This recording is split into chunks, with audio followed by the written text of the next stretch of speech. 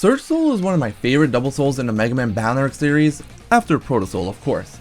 In my previous videos where I analyzed each double soul, I praised Surge Soul as being one of the best double souls in both Battle Network 4 and Battle Network 5 by far, being amazing in both a casual playthrough of the games and in a competitive PvP format.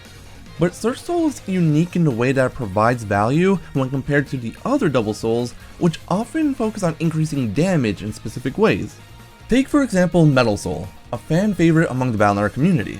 Metal Soul is used due to its ability to charge certain battle chips by holding the A button, allowing you to double the damage of those chips when you use them. Let's say that you use Metal Soul to charge a cannon chip, which normally does 40 damage. When you charge it, the cannon will do 80 damage instead.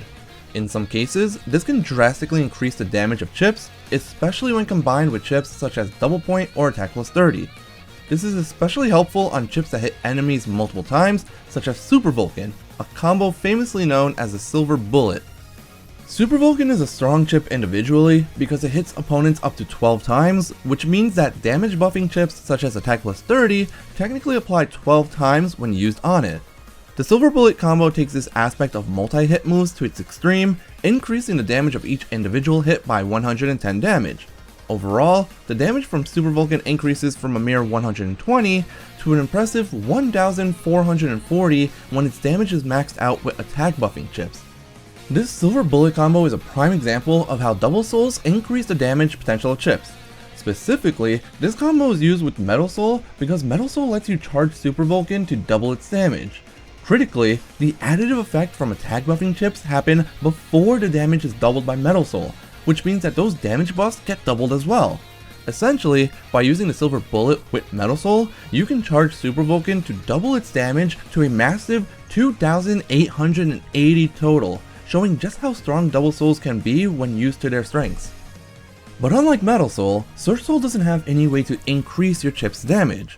It doesn't have a chip charging ability, nor does it have a passive damage buff to certain chips like other souls do. Rather, Surge Soul's strength lies in Metal Soul's weakness. To understand that weakness, we need to know how chip folders and the custom window work in the Battle Network games. When entering a battle in this series, you start off in your custom window. Here, you're randomly given 5 chips from your chip folder that you can choose to use in battle. Usually, you can't choose multiple chips together unless they either share a chip code or are in the star code.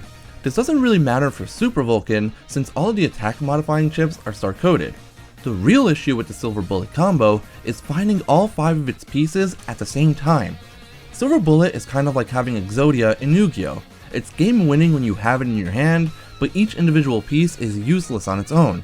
And at its core, Mega Man Battle Network is basically a card-based RPG where the only way to draw new cards is to first use the ones already in your hand, forcing you to top deck each of the cards you want to pull off a big combo. Metal Soul can struggle with getting all 5 chips needed to pull off a full-powered Silver Bullet because it doesn't have a way to help you draw through your deck faster. If you have all of your damage modifiers, but your Super Vulcan is sitting at the bottom of the deck, you'll have to just get rid of other chips one at a time until you finally get to that Super Vulcan.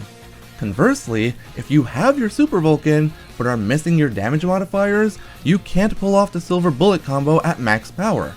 The best way to get around this issue in Blue Moon version, the version of Battle Network 4 containing Metal Soul, is to pair it with Number Soul, which gives you 10 chips in your custom window each turn.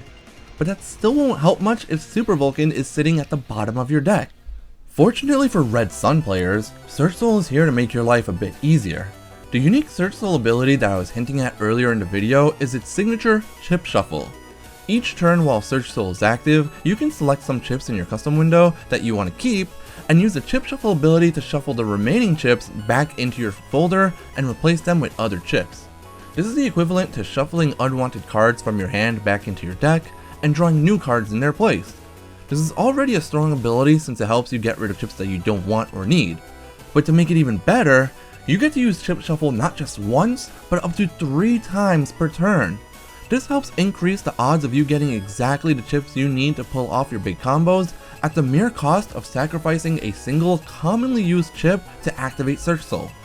Surge Soul's Chip Shuffle is actually crucial to pulling off one of my favorite combos in Battle Network 4 and 5, the Sanctuary and Holy Dream combo. This combo requires you to first set up holy panels on your side of the field with Sanctuary, and then use those holy panels as ammo for the Holy Dream Giga Chip. The difficulty here lies in the sequencing of the chips as well as their codes. Sanctuary needs to be used before Holy Dream, since Holy Dream uses those holy panels on the field to attack. If you end up in a situation where Sanctuary is at the bottom of your deck, you'll end up having an unplayable Holy Dream sitting in your hand. On top of that, Sanctuary and Holy Dream never share a chip code in the series, meaning that you can't set up your Sanctuary and fire off Holy Dream on the same turn. This is where Search Soul comes into play. Even if you start a battle with Sanctuary towards the bottom of your folder, you can still find it and use it early on in a battle with help from Chip Shuffle. You simply need to select any chips you want to keep, then shuffle the rest into your deck and draw new chips in their place. This can allow you to both pull Sanctuary up from the bottom of your deck and hold on to any other pieces of your combo that you'd want to keep, like area grabs or your big damage modifiers. And after setting up Sanctuary, you can chip shuffle once again to help you find your Holy Dream on the next turn before your holy panels can be removed by panel breaking or other effects. Of course, you can't guarantee that chip shuffle will give you exactly what you want whenever you need it, but using the ability increases your chances of getting your needed chips at a reasonable time. Unfortunately, Capcom decided to steer away from the Double Soul system with the release of BN6, 6, instead opting to use the new Double Cross system instead. And although Aquaman and Tomahawk Man both made returns as cross navis, Searchman sadly did not. However, that doesn't mean that Search Soul was completely forgotten by Capcom, as even though Searchman himself was removed from the game, Chip Shuffle stayed behind, this time as a Navi customizer program. At first, it sounds great hearing that BN6 6 still has the Chip Shuffle ability, and that it can even be used in both versions of the game this time. However, unlike in BN6 4 and 5 where Chip Shuffle makes Search Soul one of the best ones in the game, Chip Shuffle is an overlooked and often unused program for a variety of reasons. First off, Capcom must have noticed how strong Chip Shuffle was in the previous games, because it was given a massive nerf in BN6 6, going from 3 shuffles per turn to just 1 shuffle per turn. Since you can't shuffle your folder more than once in a turn, your chances at getting the chips that you're looking for with the shuffle ability are greatly reduced. This nerf is already bad enough for Chip Shuffle and could turn most players away from considering using the program, but unfortunately, things only get worse from here. The real nail in the coffin for the BN6 6 version of Chip Shuffle is the same thing that makes it sound appealing at first. It's a Navi customizer program now, and a large one at that. Chip Shuffle takes up way too much space for the limited value that it provides. Having a program that takes up 14 of your Navi custom tiles with a shape as awkward as this one is a serious detriment. Its huge size and strange orientation makes it so that you can't fill your customizer with other crucial programs such as HP plus 500, Custom Plus programs, Attack Max, or even Bug Fix. The inability to stack Custom Plus programs is especially noteworthy here. Back when it was an ability attached to a Double Soul, Chip Shuffle worked with those programs perfectly, since you would have even more chips in your hand that you'd be shuffling into your deck. Sadly, since Chip Shuffle is now also a program in BN6 6, it effectively loses its ability to be stacked with custom programs. Although turning Chip Shuffle into a Navi customizer program did allow Capcom to keep the ability in the game while keeping it separate from the removed Search Soul, the inconvenient sizing of the program and the nerf to 1 shuffle per turn greatly diminishes its usefulness. Popular YouTuber Scoutmaster Demi even placed it in the lowest possible tier in a program ranking video due to how much worse the ability became in BN6 6. But even after explaining why Chip Shuffle is so much worse in BN6 6 than the previous 2 titles, I can't actually say that Chip Shuffle is never used, nor can I tell players to avoid the program at all costs. Rather, I could only point out that Chip Shuffle is a rare program to see used in competitive net battling specifically. It has actually been used before, but it's one of the more uncommon programs to see. And of course, it's still usable and even useful in a casual playthrough of the games. I'd go so far as to say that if you've played the previous games and loved using Search Soul, then you should definitely try to do a casual playthrough of BN6 6 using the Chip Shuffle program. Overall, Chip Shuffle is an incredible ability in BN6 4 and 5, which sadly took a big hit in the transition to BN6 6.